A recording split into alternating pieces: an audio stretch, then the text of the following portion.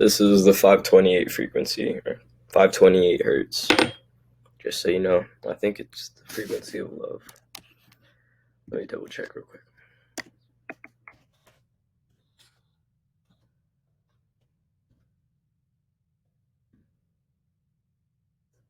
It reduces total concentration of reactive oxidation species in brain tissue. Reduction of anxiety-related behavior. So I guess it releases anxiety. And it also manifests miracles, brings blessings, and harnesses creativity and inner peace. You're welcome. So, the collective consciousness, right? I am you, and you are me.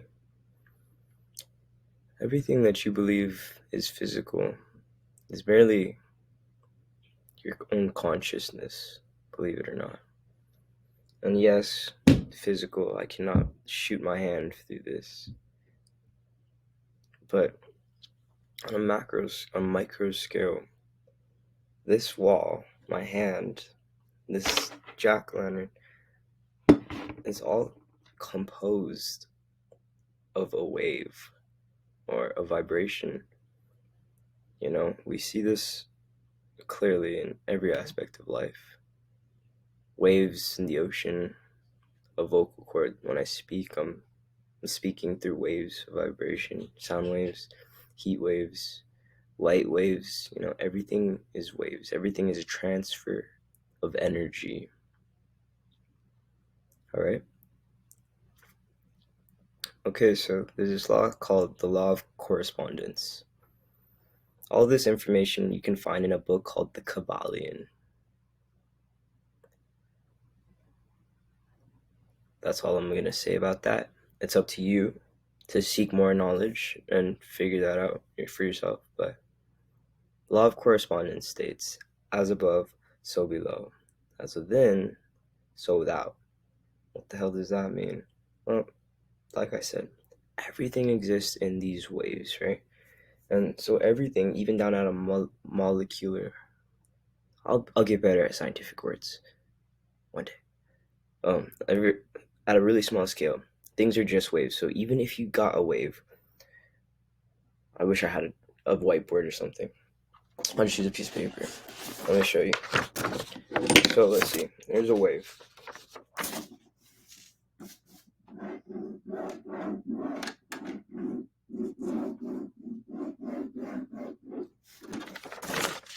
Here's a wave. Let's say that's my heartbeat or something. This would be really dramatic if this is my heartbeat, but basically, if you were to go on a scientific scanner, basically a huge magnifying glass, and go to this little breakage point in this little section right here, this point, or this point right here, what you will find is basically this.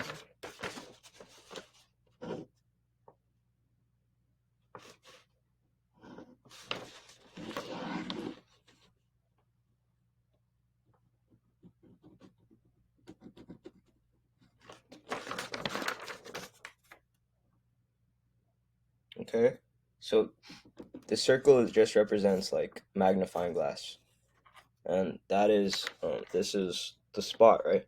So if you zoom in, all you see is a smaller version of the first wave, and it's basically, if you go into that one, you'll probably see the same thing. And that's what it means, as above, so below.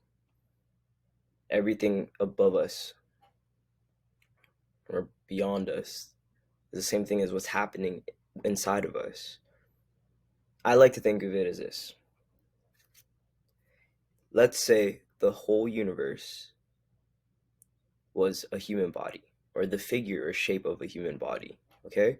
So I have this body because I can relate to it. I can talk about it. I know a little bit about my body.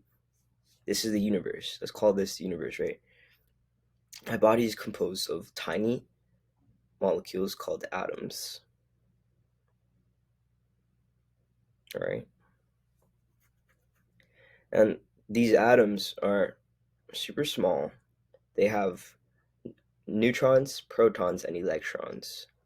and they are basically just those waves again, and they're just revolving around each other because of gravity and whatnot. Okay, back to the point. On the universe, I'm made of atoms, millions and millions of atoms pressed together, sending information to each other, right? When I'm hungry, it sends a signal to my brain. My brain tells me to eat. My brain tells me to sleep. It sends, my body's always constantly sending signals to each other, right? No matter, like, my brain right now, I look at my foot, I want to move my foot. It's all the way down there. Do I have to grab my foot with my hand and pick it up? No. I look at my foot. My brain sends a signal to it, and now my foot is in the camera screen. You understand? So if the universe was a human being, I'd say a human soul would be equivalent to one atom.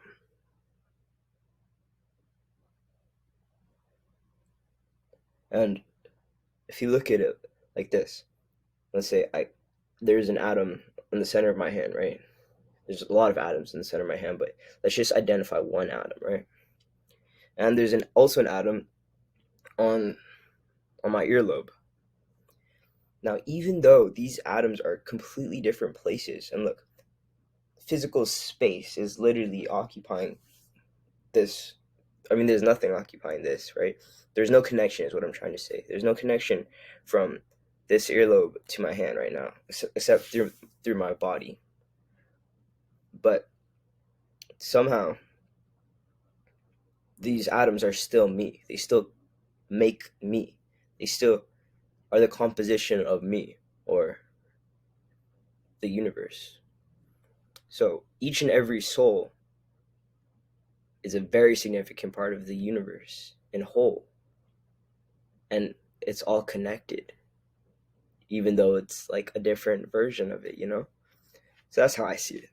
I don't know if how many of you were able to comprehend that, but I'm very thankful that you listened and stayed around for this long. I'm grateful for you. I love you and I appreciate you. And I hope that, you start thinking about things differently. Once you realize that everything is the same, when you talk to people, you're just talking to a different version of yourself, So say hi to people. When you get stuck in traffic or somebody that cuts you off, don't get mad at them. Wish them love. Wish them a better day. Because you're sending that energy to them. You're sending that energy to yourself. If you get mad, you're sending anger to yourself. It's going to come back around. What you put out into the universe will come back around, because there's no separation. There's no separation. When people believe in separation, people believe in division, and that's what causes conflict. Think about it.